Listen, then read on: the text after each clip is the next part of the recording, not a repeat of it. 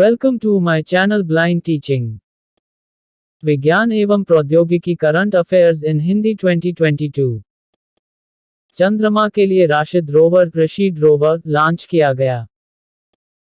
Rashid rover को 11 दिसंबर को SpaceX falcon 9 rocket से लॉन्च किया गया। राशिद रोवर क्या है? राशिद रोवर, अरब जगत का पहला चंद्र रोवर, का नाम दुबई के पूर्व शासक दिवंगत शेख राशिद बिन सईद अल मखटूम के नाम पर रखा गया है। यह रोवर चंद्र सतह तक पहुंचने के लिए 3,85,000 किलोमीटर लंबी यात्रा करेगा, जिससे संयुक्त अरब अमीरात यूएई चंद्रमा पर उतरने वाला चौथा देश बन जाएगा।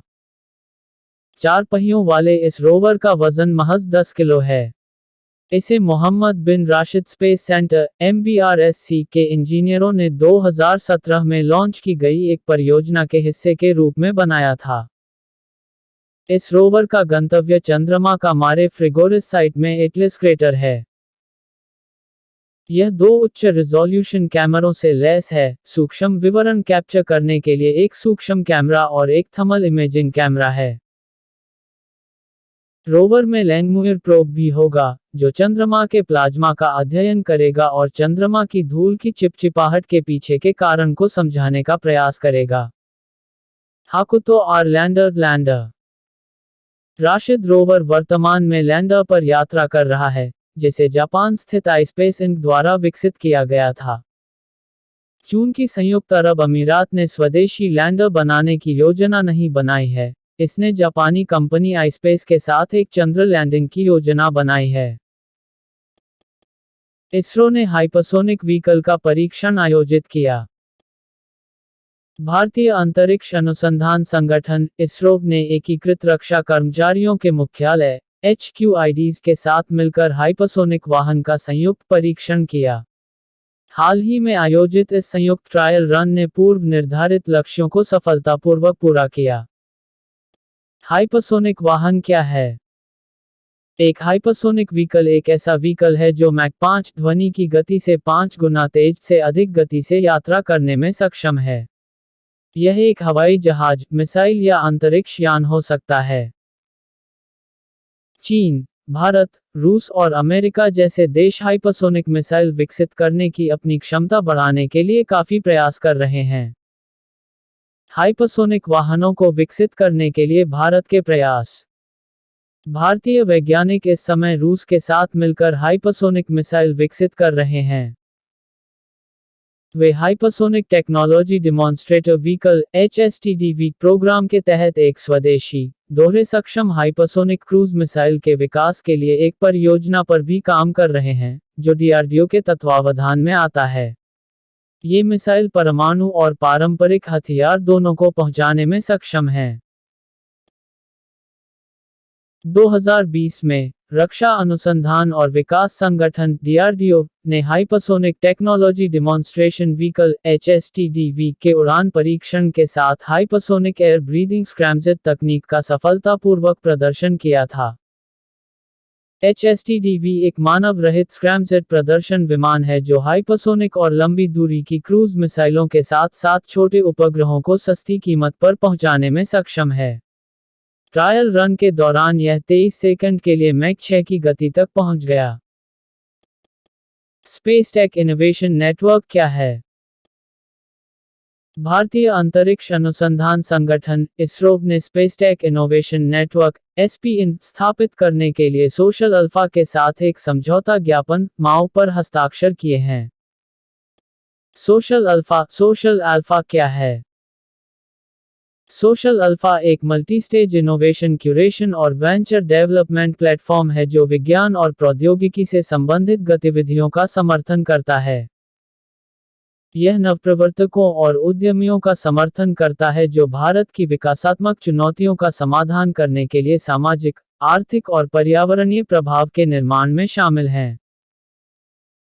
यह टाटा ट्रस्ट, भारत सरकार और अन्य शैक्षणिक, परोपकारी और कॉर्पोरेट भागीदारों के प्रायोजन के साथ, प्रौद्योगिकी और व्यापार ऊष्मायन बुनियादी ढांचे के एक राष्ट्रव्यापी नेटवर्क के माध्यम से संचालित होता है। स्पेसटेक इनोवेशन नेटवर्क क्या है?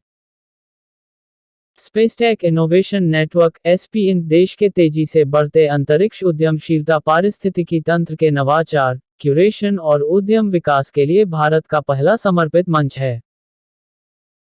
यह मुख्य रूप से 3 अलग-अलग नवाचार श्रेणियों में अंतरिक्ष तकनीक उद्यमियों का समर्थन करने पर ध्यान केंद्रित करेगा। ये श्रेणियां हैं: भूस्थानिक प्रौद्योगिकियां और डाउनस्ट्रीम अनुप्रयोग, अंतरिक्ष और गतिशीलता के लिए प्रौद्योगिकियों को सक्षम करना, एरोस्पेस सामग्री, सेंसर और एवियोनिक्स। स्पिन बनाने के लिए इसरो और सोशल अल्फा के बीच साझेदारी अंतरिक्ष उद्योग में स्टार्टअप्स और SME के लिए एक तरह का सार्वजनिक निजी सहयोग है। इसके भारत की हाल की अंतरिक्ष सुधार नीतियों को और अधिक प्रोत्साहन प्रदान करने में एक महत्वपूर्ण भूमिका निभाने की उम्मीद है। यह भारत में सबसे होनहार अंतरिक्ष तकनीक नवप्रवर्तकों और उद्यमियों के लिए बाजार की पूरी क्षमता की पहचान और प्राप्ति की दिशा में काम करेगा। EQUULE US स्पेसक्राफ्ट, जापानी अंतरिक्ष एजेंसी ने अंतरिक्षयान को चलाने के लिए भाप का इस्तेमाल किया।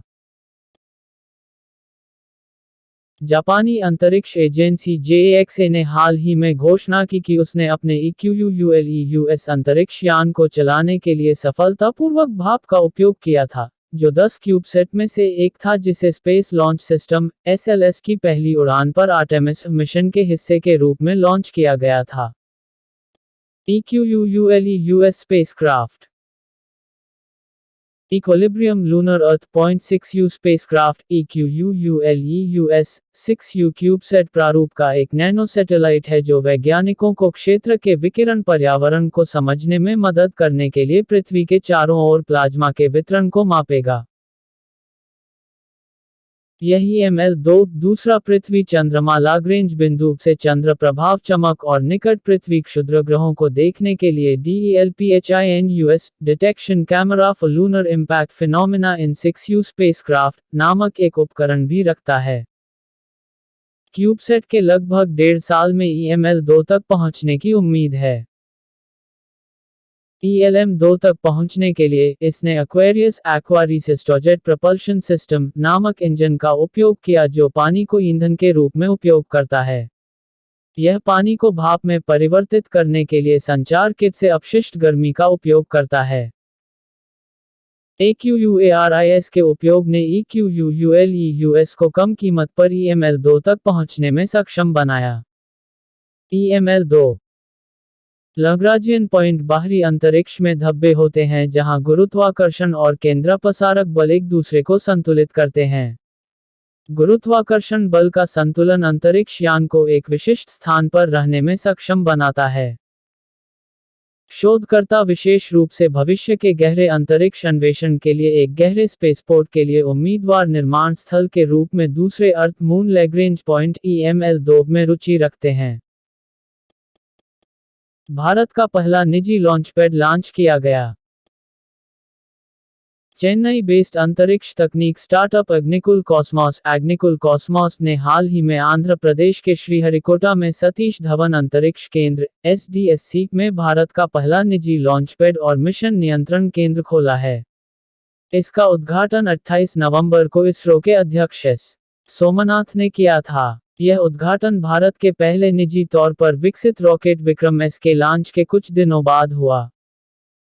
मुख्य बिंदु: एग्निकुल लॉन्चपैड और एग्निकुल मिशन कंट्रोल सेंटर 4 किलोमीटर दूर हैं। उल्टी गिनती के दौरान 100% संचालन सुनिश्चित करने के लिए वे विभिन्न महत्वपूर्ण प्रणालियों के माध्यम से एक दूसरे से जुड़े हुए हैं। इस सुविधा को स्टार्टअप एग्निकुल कॉस्मॉस द्वारा डिजाइन किया गया था और इसरो और इनस्पेस के समर्थन से निष्पादित किया गया था। निजी लॉन्च वाहनों को लॉन्च करने के लिए यह पहला एक्सक्लूसिव लॉन्चपैड है। इसे विशेष रूप से लिक्विड स्टेज नियंत्रित लॉन्च का समर्थन करने और लॉन्च के दौरान उड़ान सुरक्षा मापदंडों की निगरानी के लिए इसरो रेंज ऑपरेशंस टीम की मदद करने के लिए डिजाइन किया गया है।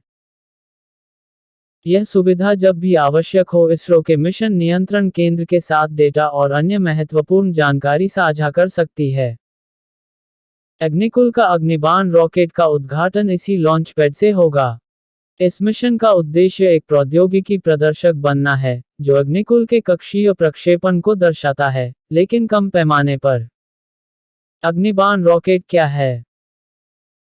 अग्निबाण रॉकेट एक अनुकूलन योग्य 2 चरण वाला लॉन्च वाहन है जो लगभग 700 किलोमीटर कम पृथ्वी की कक्षाओं में 100 किलोग्राम पेलोड ले जाने में सक्षम है।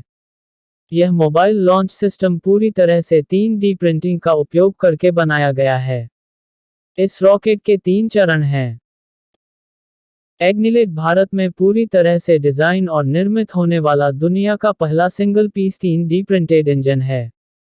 यह ऑक्सीकारक और ईंधन के रूप में तरल ऑक्सीजन और केरोसिन का उपयोग करता है। इसरो ने 54 से 9 उपग्रह लॉन्च किए।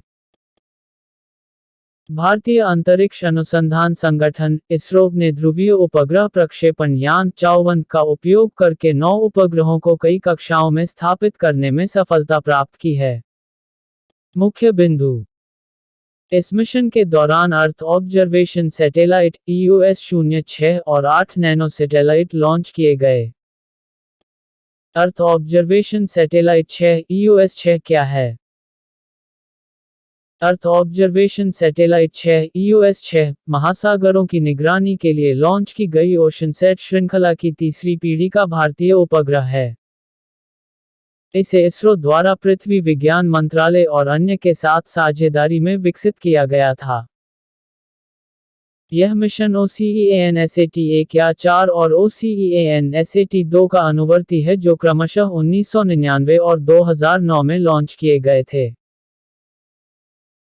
यह 3 महासागर अवलोकन sensor, ocean colour monitor OCM3, सी सरफेस टेम्परेचर मॉनिटर SSTM और कू बैंड स्कैटरोमीटर SCAT-3 की मेजबानी करने वाली श्रृंखला में पहला है। इसका उद्देश्य समुद्र के रंग संबंधी डेटा, समुद्र की सतह के तापमान और पवन सदिश डेटा का निरीक्षण करना है जो समुद्र विज्ञान, जलवायु और मौसम संबंधी अनुप्रयोगों के लिए उपयोग किया जाता है। OCM-3 से फाइटोप्लांकटन की दैनिक निगरानी की सटीकता में सुधार होने की उम्मीद है, जो मत्स्य संसाधन प्रबंधन, महासागर कार्बन अपटेक, हानिकारक अलगल ब्लूम अलर्ट और जलवायु अध्ययन जैसी कई गतिविधियों में सहायता करेगा। SSTM समुद्र की सतह का तापमान प्रदान करेगा, जो मत्स्य एकत्रीकरण, चक्रवात उत्पत्ति और संचलन आदि पर ध्यान केंद्रित करने वाले पूर्वानुमान प्रदान करने के लिए एक महत्वपूर्ण पैरामीटर है। SCAT-3 समुद्र की सतह पर अत्यधिक सटीक हवा की गति और दिशा प्रदान करता है। INS-2B क्या है? INS-2B भारत और भूटान के बीच एक सहयोगी मिशन है। इसमें 2 पेलोड हैं, नैनोमैक्स एक मल्टीस्पेक्ट्रल ऑप्टिकल इमेजिंग पेलोड और APRS डिजिपीटर। भारत ने इस मिशन के विकास के लिए क्षमता निर्माण सहायता प्रदान की। भूटानी इंजीनियरों को उपग्रहों के निर्माण और परीक्षण के साथ साथ उपग्रह डेटा की प्रक्रिया और विश्लेषण करने के लिए बेंगलुरु में UR राव सैटेलाइट सेंटर में प्रशिक्षण प्रदान किया गया था। यह नया लॉन्च किया गया उपग्रह भूटान को अपने प्राकृतिक संसाधनों को प्रभावी ढंग से प्रबंधित करने में मदद करने के लिए उच्च रिजोल्यूशन छवियां प्रदान करेगा। नासा ने चंद्रमा के लिए लॉन्च किया आर्टेमिस 1 मिशन आर्टेमिस 1। आर्टेमिस 1 को 16 नवंबर 2022 को नासा द्वारा सफलतापूर्वक लॉन्च किया गया। आर्टेमिस 1 क्या है? आर्टेमिस 1 नासा के deep space exploration system Orion अंतरिक्ष यान और space launch system SLS rocket का पहला एकीकृत उड़ान परीक्षण है। यह एक गहरे अंतरिक्ष वातावरण में अंतरिक्ष यान को संचालित करके, ओरियन की हीट शील्ड का परीक्षण करके और पुनः प्रवेश, उतरने और स्प्लैशडाउन के बाद क्रू मॉड्यूल की सुरक्षित रिकवरी द्वारा एकीकृत प्रणालियों का आकलन करेगा। ओरियन को लक्षित चंद्र कक्षा में भेजने के अलावा, SLS में 10 छोटे उपग्रह हैं जो विज्ञान और प्रौद्योगिकी जांच करेंगे। इस मिशन के हिस्से के रूप में, ओरियन अंतरिक्ष यान वैन एलेन रेडिएशन बेल्ट, पृथ्वी के मैग्नेटोस्फीयर का हिस्सा, GPS उपग्रह तारामंडल और पृथ्वी की कक्षा में संचार उपग्रहों से होकर गुजरेगा। यह चंद्र सतह से करीब 62 मील की दूरी पर चलेगा और चंद्रमा से लगभग 70,000 किलोमीटर की दूरी पर परिक्रमा करते हुए चंद्रमा से आगे निकल जाएगा और अंतरिक्ष में गहराई तक जाएगा। Artemis 2 mission. आर्टेमिस 2 मिशन, जिसे 2024 में लॉन्च किया जाएगा, एक क्रू वाला मिशन होगा। 4 सदस्यीय मानव दल इस मिशन का हिस्सा होगा। इसे आर्टेमिस एक उड़ान परीक्षण के आधार पर बनाया जाएगा। इस मिशन के 10 दिनों तक चलने की उम्मीद है।